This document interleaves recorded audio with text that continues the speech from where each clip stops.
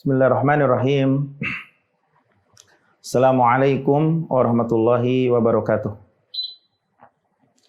Innal hamdalillah nahmaduhu wa nasta'inuhu wa nastaghfiruh wa na'udzu billahi min shururi anfusina wa min sayyiati a'malina may yahdihillahu fala mudhillalah wa may yudlil fala hadiyalah.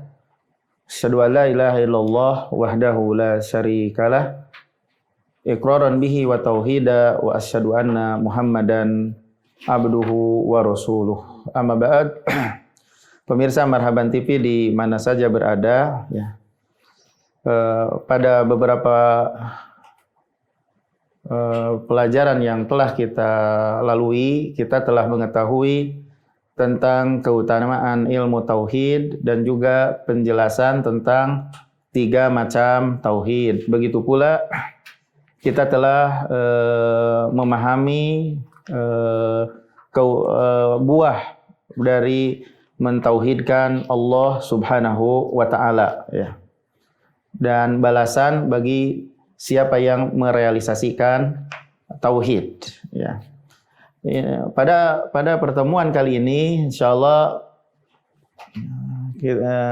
kita akan menjelaskan definisi ibadah dan syarat-syarat ibadah. Definisi ibadah dan syarat-syarat ibadah. Pemirsa Marhaban TV di mana saja berada, ibadah atau definisi ibadah hiya ismun jami' likulli ma yuhibbuhullahu wa yardahu minal a'mali wal aqwali adh-dhahirati wal batinah.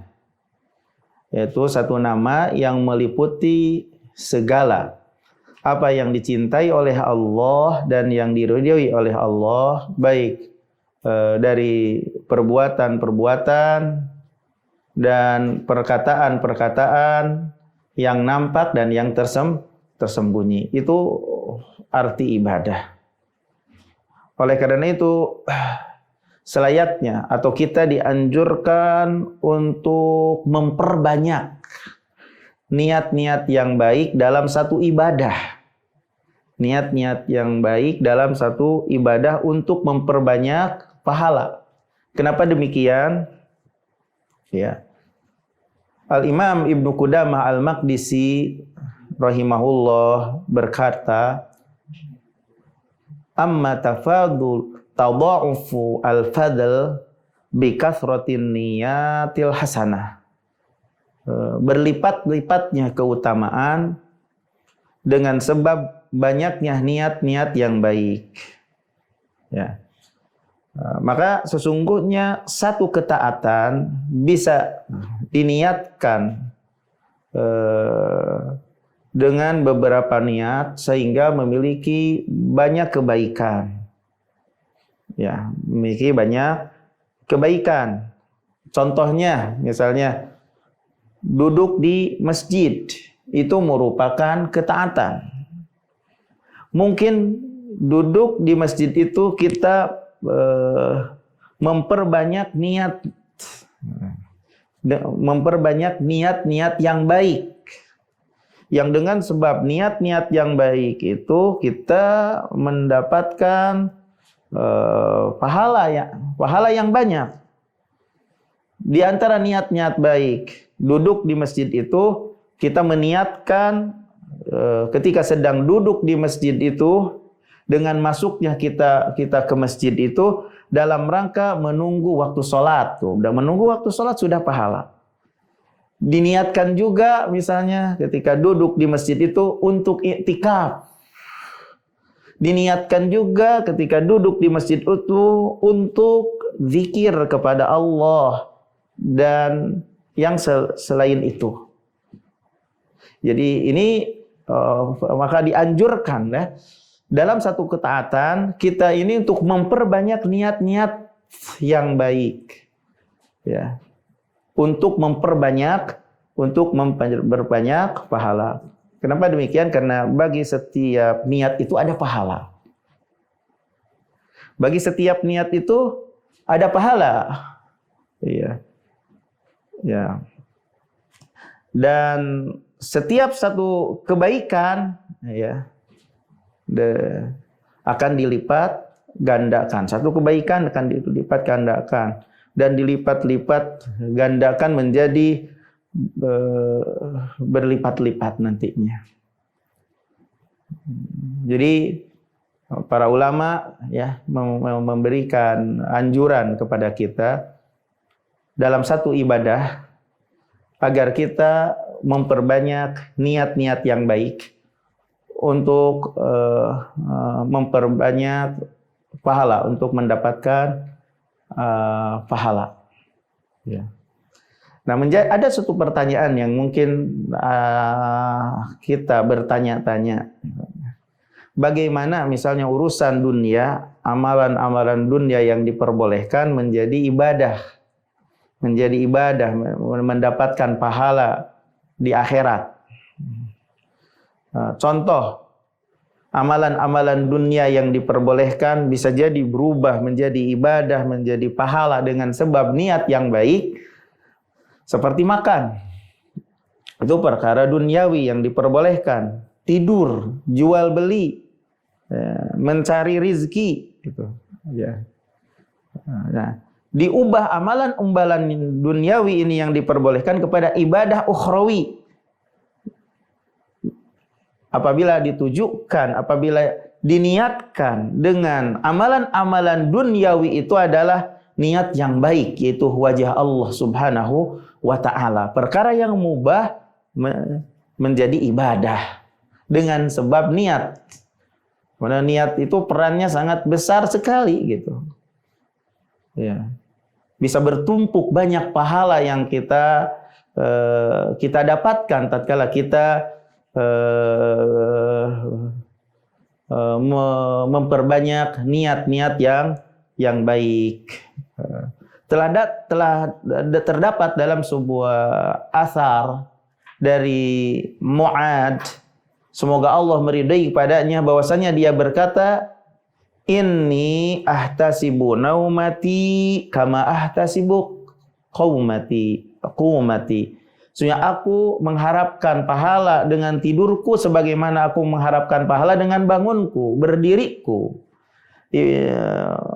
Maksudnya bagaimana? Bahwasanya dia mencari pahala di saat istirahat, sebagaimana mencari pahala pada saat lelah. Ya. Kenapa demikian? Karena istirahat apabila tujuannya untuk membantu ibadah, pasti akan mendapatkan pahala. Jadi ya, istirahat gitu. Apabila niatnya baik, tujuannya baik untuk membantu ibadah, akan mendapatkan pahala dari Allah Subhanahu wa ta'ala. Oleh karena itu, orang yang akan dimudahkan untuk mengubah niat itu adalah orang yang kecondongan hatinya kepada agama, bukan dunia. Maka mudah suatu perkara yang mubah-mubah itu berubah menjadi dengan niat yang baik, dengan beberapa niat yang baik menjadi ibadah dan mendapatkan derajat yang tinggi dengan sebab niat-niat yang baik. Contoh misalnya, ya, buka sarapan pagi gitu. Diniatkan dengan sarapan paginya itu untuk menguatkan badannya untuk bisa sholat duha.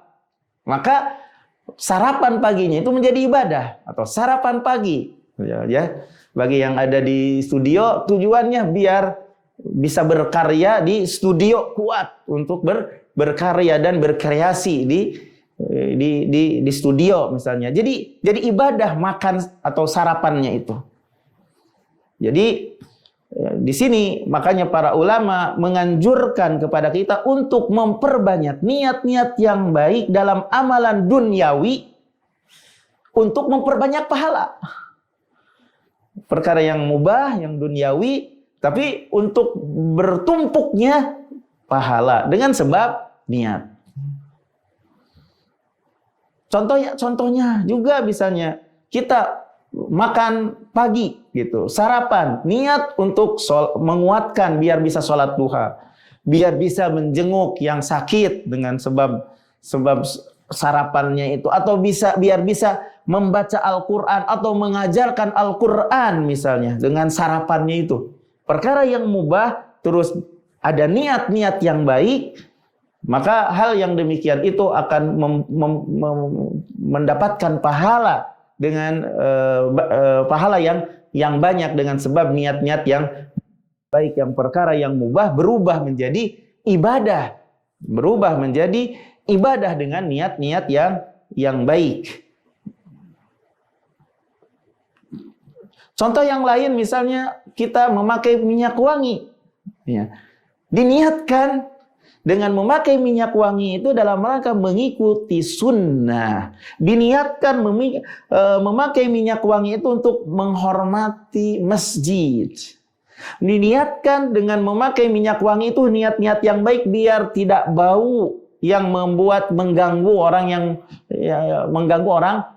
lain yang dia bertemu dengannya. Dengan seperti itu akan mendapatkan pahala, akan mendapatkan banyak pahala dengan niat-niat yang baik. Atau misalnya kita pergi jalan-jalan bersama keluarga gitu kan,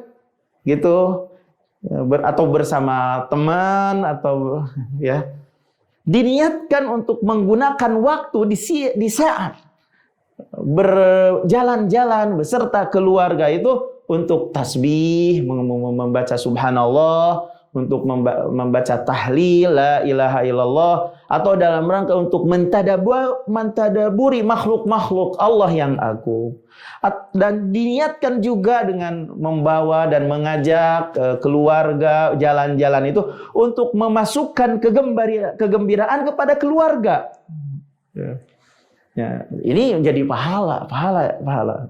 Melaksanakan satu amalan duniawi tapi dengan banyak niat-niat yang baik, diubah dengan adanya niat-niat yang baik yang mengubah perkara yang mubah itu menjadi ibadah, menjadi pahala dengan sebab perannya niat yang diniatkan oleh seseorang.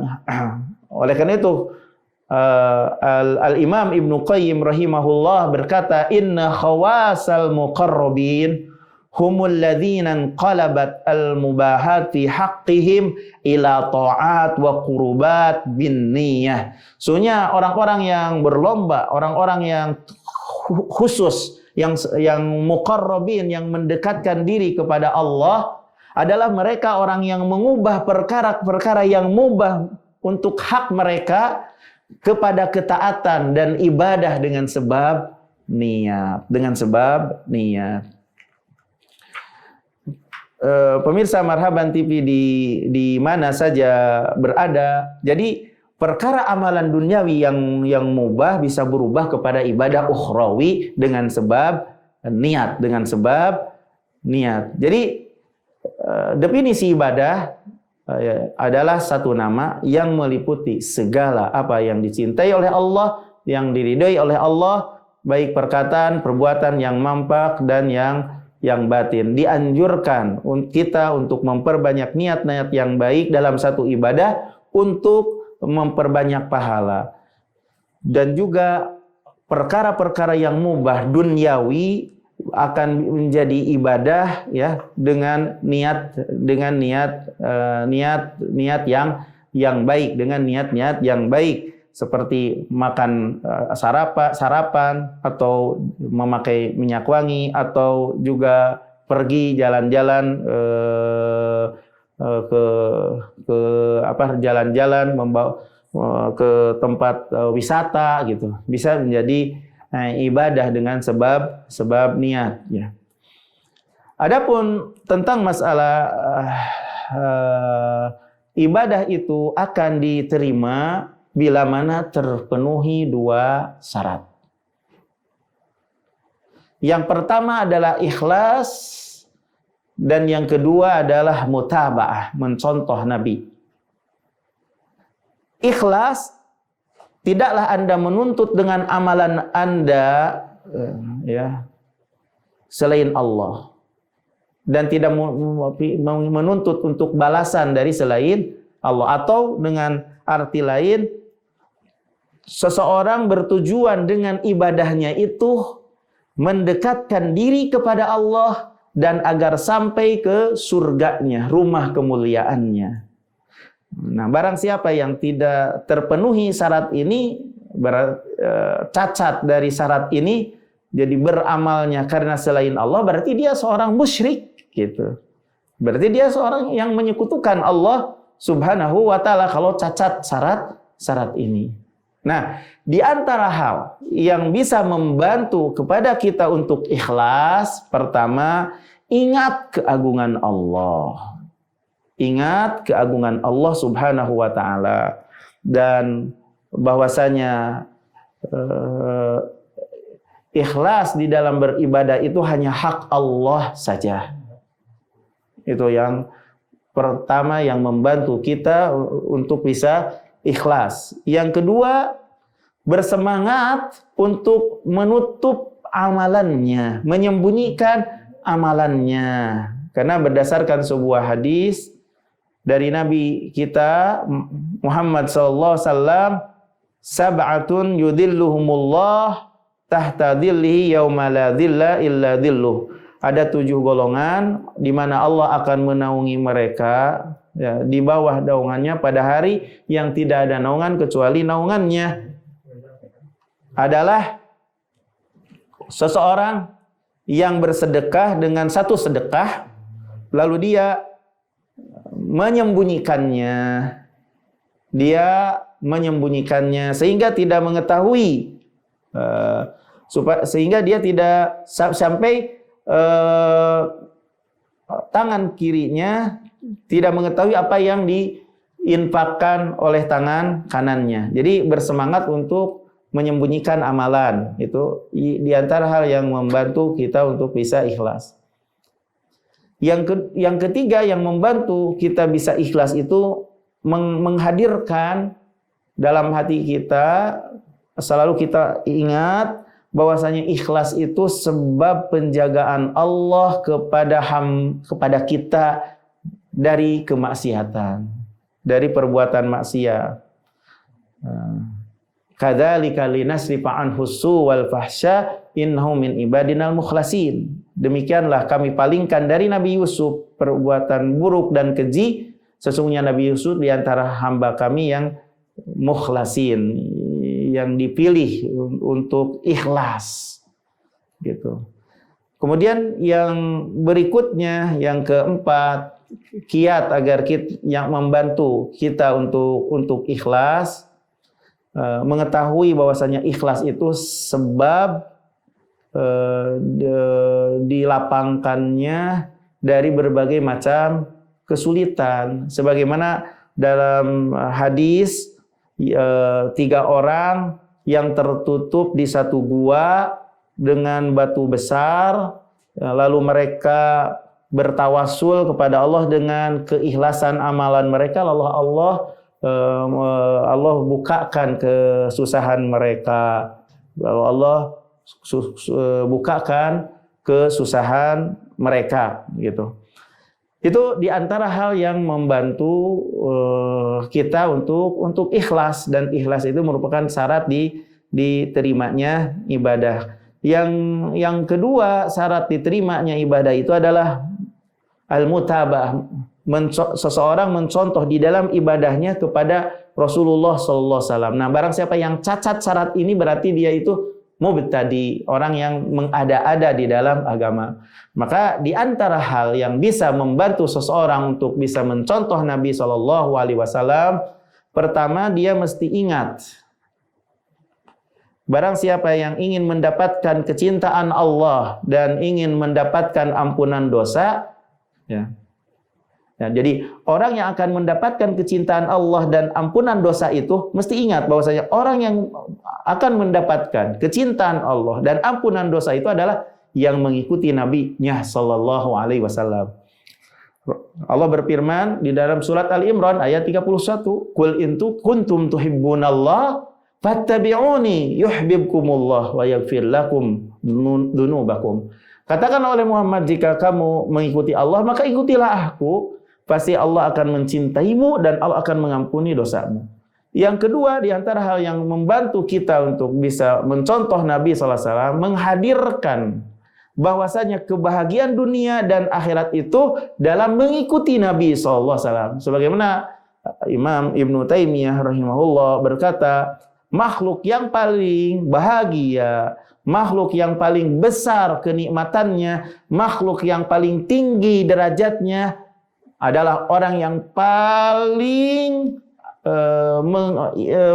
mengikuti Nabi Sallallahu Alaihi Wasallam, baik dari sisi ilmu dan amalan.